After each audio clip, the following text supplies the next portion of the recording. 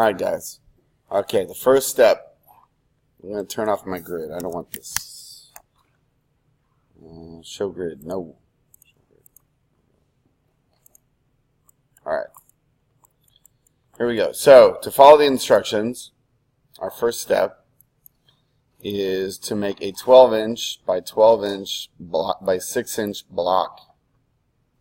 Okay, it's pretty easy. We know how to do that. So let's look here.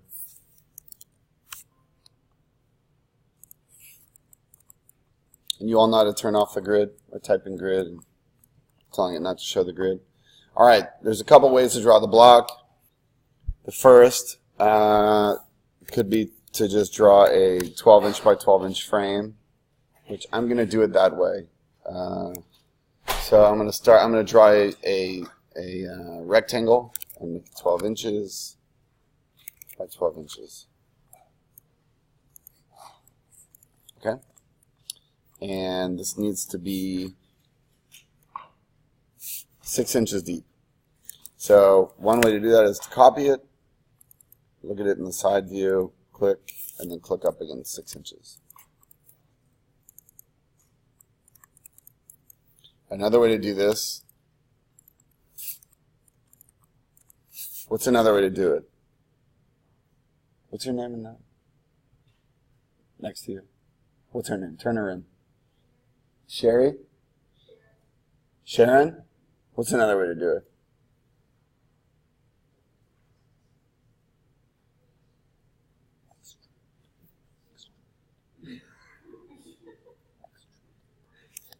Extrude curve, exactly.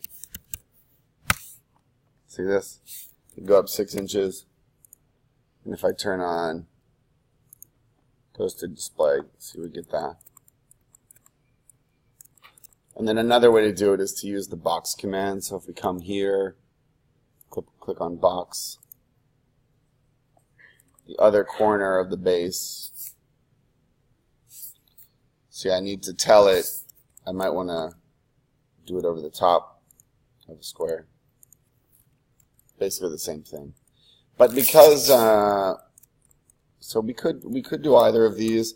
I tend to like to build up volumes in Rhino because laser cutting is really my primary fabrication possibility. I'm generally not cutting large blocks of foam. And in general, I would say construction in the United States is, we call it laminar construction. You're generally hanging sheets upon sheets. You have sheets of waterproofing, and then sheets of cladding and sheathing, and then you put sheets of drywall on top of that. And architecture tends to be built in very thin layers, many, many layers. So in a sense, you know, when we fabricate things large, we might CNC mill panels or cut metal panels. We'll see some examples of that today in the design district. You know, but now that we have certain capabilities at the school, such as robotic arms and, you know, 5-axis milling and large-scale ceramic printing, things like that, we can do like volume modeling, and we're going to do some stereotomy exercises in a few weeks, looking at how old masons used to actually cut stones, which is a little bit different. But in this case, we're going to kind of build things up by folding thin surfaces. So one way that we could deal with this would be to take this extrusion and explode it. And now we have, you know, 6 panels, you know, 4 sides, a top and a bottom. So we could do that and delete the top. Maybe delete the bottom. So there's our sides. But let's use this here. Okay? So these are two 12-inch by 12-inch squares, 6 inches on top of one another, right on the origin. So if we look at the instructions again, we need to have a 3-inch by 3-inch aperture through the center. A 3-inch by 3-inch volumetric opening through the center. These are not really rules. These are more just conditions. So let's start with 3, 4, and 5. Okay? So we're going to have a 3-inch by 3-inch volumetric opening through the center. Sharon? Sharon. What's one way that we can make a volumetric opening through the center?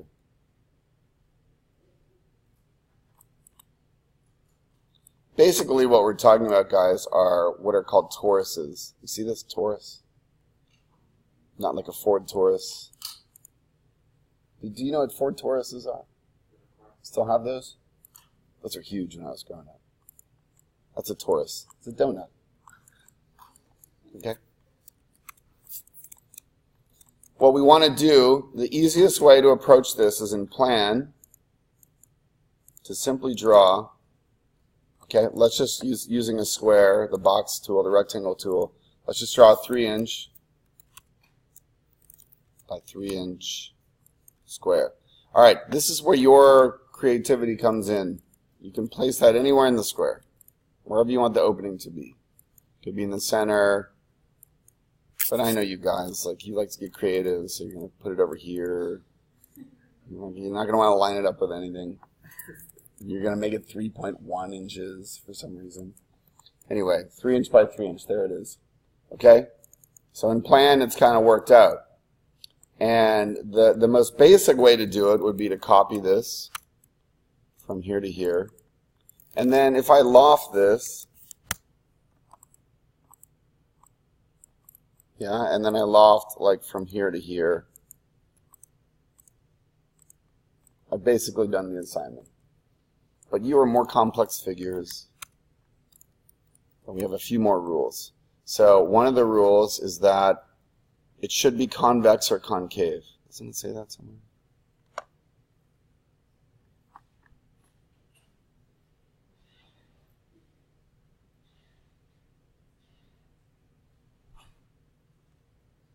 Should be either convex or concave on the top surface. So let's say this.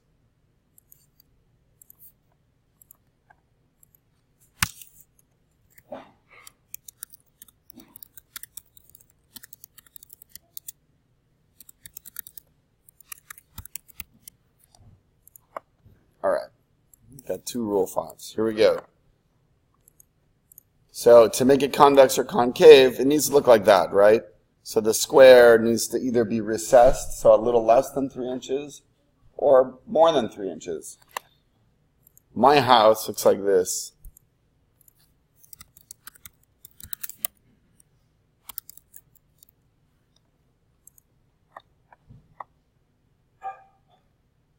I have these blocks on my house that kind of bulge out. I like convex surfaces, so we'll do something like that. Okay? So to do that, we want to take this one. And again, guys, use the toggle tools, like toggle between, plan, a 3-dimensional view, and the side view. And it's so easy to just move this thing out a little. So I'm going to move it out a full 1.5 inches. I'm going to move it 2 inches. Okay? You see it here? So in section, see, I've moved this one out now. All right, so I've kind of satisfied that criteria. So now I've got convex. Let's see what else it says. I've got this. I've got this. The opening must shift in section and twist in plan within the block. All right, so what does that mean? I recommend that you have an intermediate one. So don't just have the top and bottom. You're going to need to move one up. So let's, see if I copy and paste in the side view, I can just move it up. And you could place this kind of anywhere. I'm going to place it there. Okay, so now I've got 3. So how do I shift it? To twist it in plan, I'm going to take each one of these. I'll start with this one first. And in plan, I'll look at it here. I'm just going to rotate it to get it to twist in plan. So I'm going to rotate one.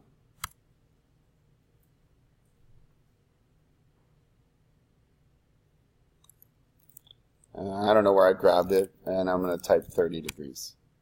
These are arbitrary. You fill in the parameters how you want. Okay, and then I'm going to take this one in the top view. I'm going to rotate it negative 15.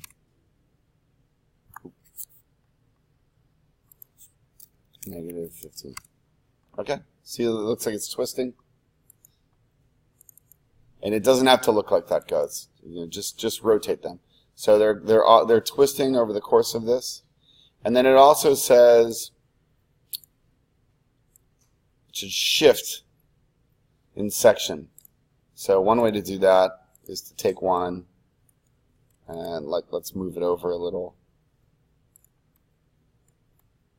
And then maybe I'll take this one and move it over a little. So these are actually shifting in plan and twisting in plan. And then the last thing we can do is I recommend you take this outer one and rotate it in section. I'm going to rotate it in section. Again, these are not intended to be hard. They're just intended to give you, you'll see with just a few moves, like how interesting this can be. Okay, so I rotated it a little. I'm going to rotate this one a little.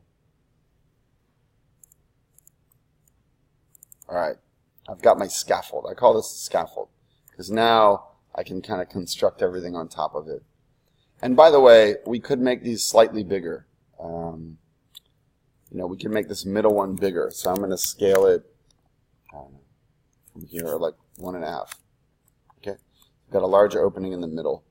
I think it's interesting when you look through a volume and you can't see clear through it. This one we really could. If I want to obscure that a little, I'll just move this over. So, to see through it, it kind of has to go like that in a curve. So imagine, the plan of the slow house I showed you in the past. We can't see around the corner.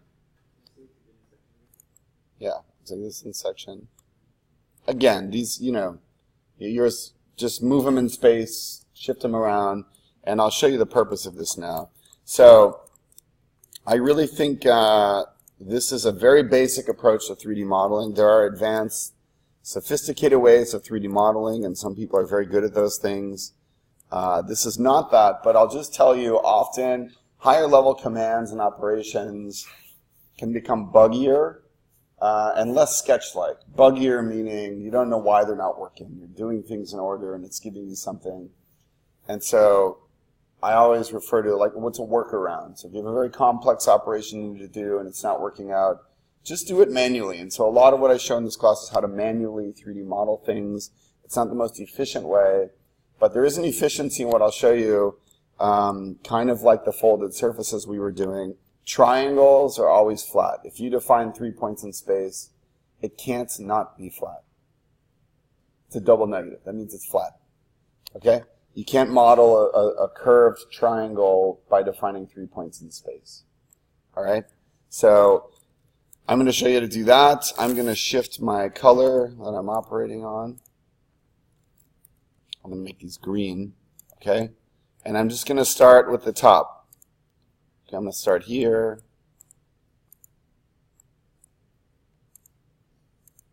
And if this is a little confusing, see I'm modeling triangles, I'm going to hide things in the background. So I'm going to click on the light bulb. So I'm just doing this. So do you see what I'm doing? And then I'll type planar surface. Let's undo that. Oh, jeez.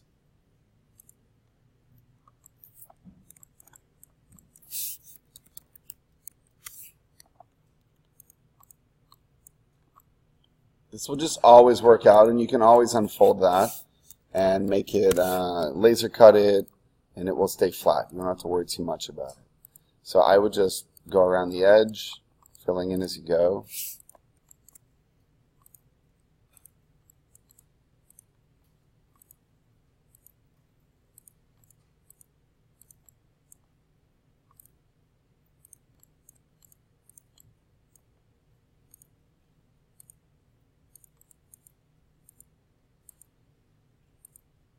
Okay, and then we'll just go through and type planar surface. And if we just keep hitting enter, it'll repeat the last command. And as long as those triangles are closed, this command will work. And if, to verify my theory, it's not a theory, I'm sure it's a geometric law. See that? If you were to click a curve and type planar surface, if it weren't flat and it didn't exist on a plane, it wouldn't work. Okay? So I'm going to unhide the rest of these things. I'm going to join all these surfaces.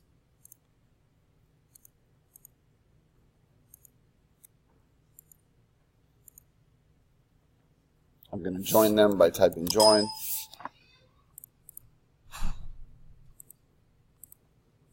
I'm just going to do that arbitrarily. Okay, so I've got one top surface now. I'm going to hide that so we can do the bottom surfaces now.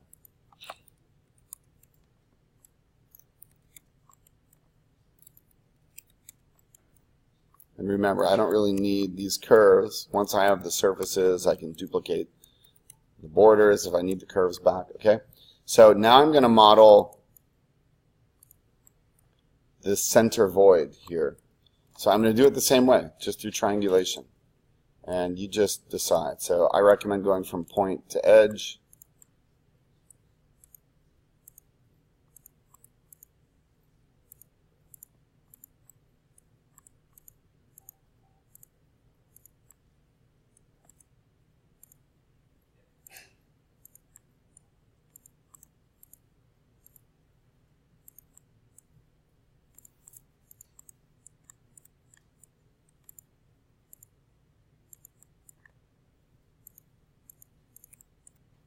One last one here.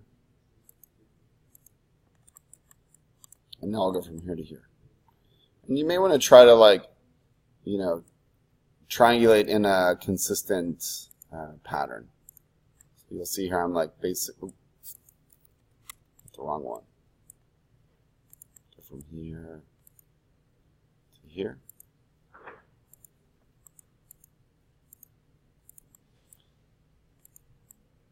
And there really is no right way to do this, guys. You pick and choose, fill it in, be creative. This is like a sketch. I see this as a sketch. So play with the parameters, rotate these things in space, twist things how you want. If you want to make it slightly bigger, the openings, keep one as a 3-inch, but you can play with the size.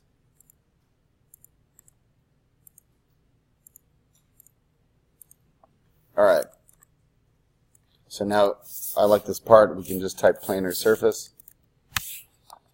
and we can just come through and start to fill it in.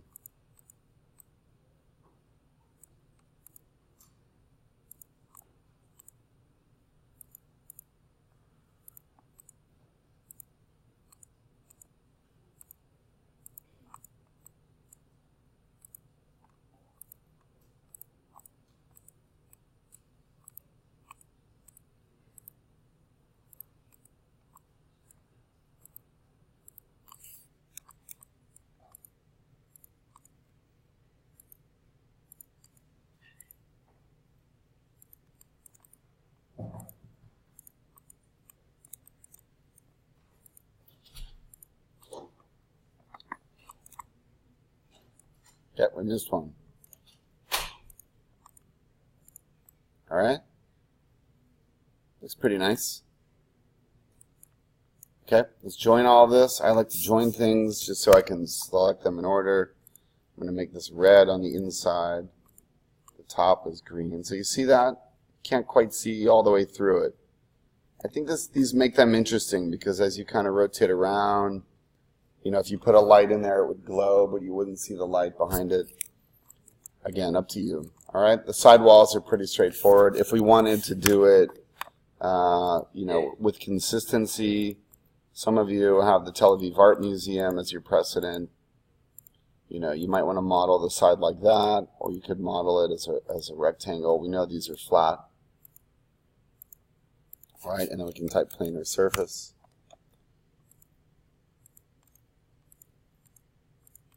Okay.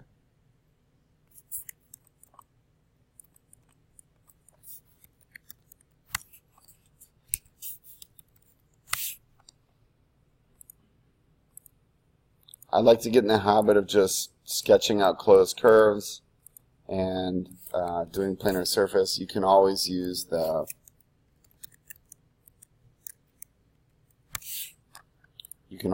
surface tool over here.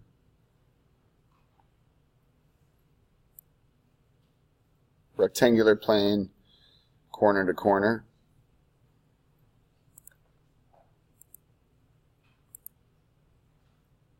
Yeah, look, it's doing it flat. So I prefer to just sketch in 3 dimensions. Just be careful with your snaps. Turn off snaps that you don't need, so you're only snapping the edge points and end points. All right, we're basically done, everyone. Here we go. I'm going to join them. All right, so everybody see that? It's got a nice interior. I would say it has a curious interior. Here's the back side. All right, so flip this thing over. You can easily loft from this square to this square.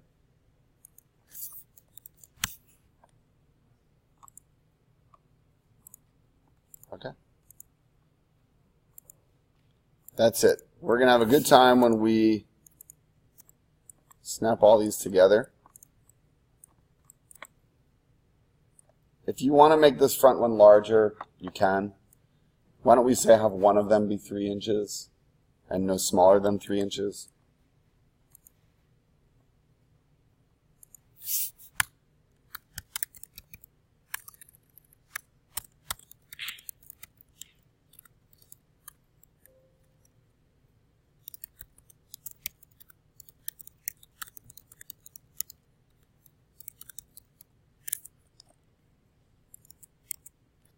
Okay?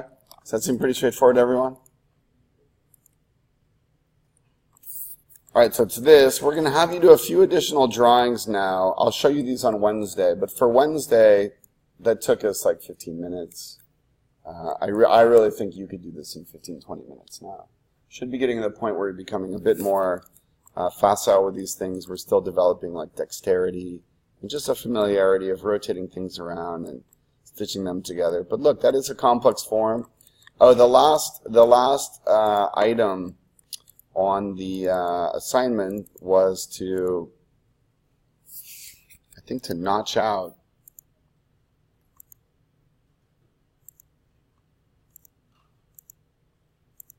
like X-ray. There we go. It was to notch out 1-inch openings. Let's see. All corners must have 1 inch by 1 inch cutouts for it to be fastened together. Why don't we just do these on the back? So the best way to do that is going to be to flip this thing over. And we'll just draw 1 inch by 1 inch cubes. So we'll type 1 inch, 1 inch. Let's make these green so we can see them easily. Make them blue.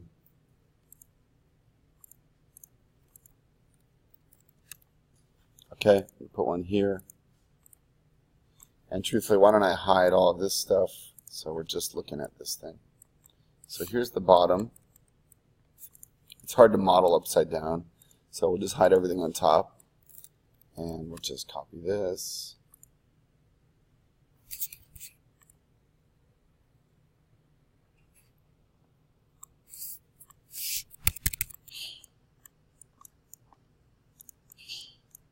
Bless you.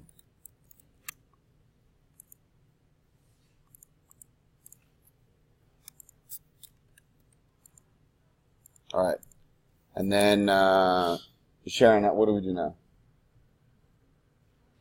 How do we cut holes where those squares are? Yeah, we could split or trim. So if we do split, let's type split. Split this object. Use this object. Okay, and then we just come through and delete those.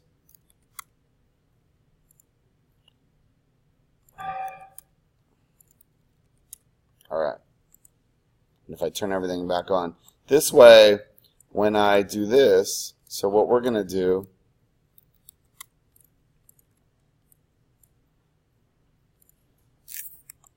so they're all joined together now. We're going to, stack these up like a wall.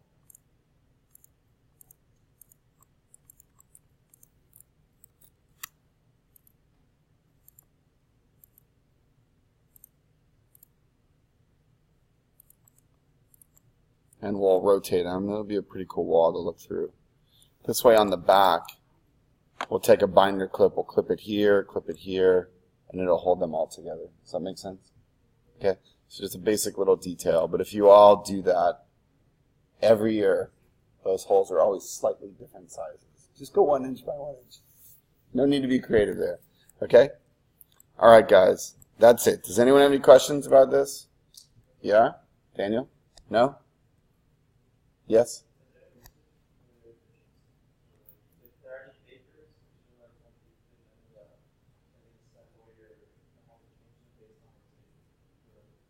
I can't hear you. Sorry, say it again.